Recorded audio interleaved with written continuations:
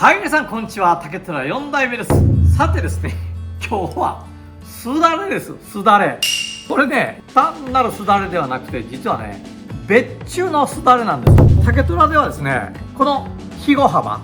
それとこの垂れ幅、これをですね、お客様にご指定いただきましたらですね、一応その規定のサイズはあるんですが、規定のサイズの範囲内であれば、いろんな形でこのすだれを別注でお作りすることができます。ということでですね、今回こういった小さなすだれをいろいろ作ってるんですが、今回のメインはね、こちらのすだれではなくて、じゃじゃんとこちらのすだれです。これはですね、実はお客様からこういったすだれを送っていただきまして、これと同じようなひごですだれができませんかというお問い合わせいただきまして、じゃじゃんと同じひご幅、垂れの長さで作ったのがこちらのすだれになります。お客様がお店をされてるということで、このようにこのサイズをずらーっとですね、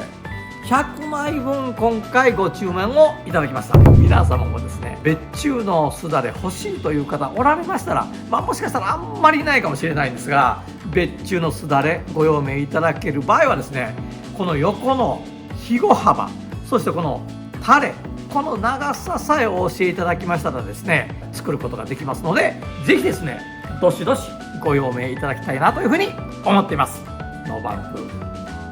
ノーライフ。最後まで動画をご覧いただいてありがとうございます。グッドボタン、チャンネル登録よろしくお願いいたします。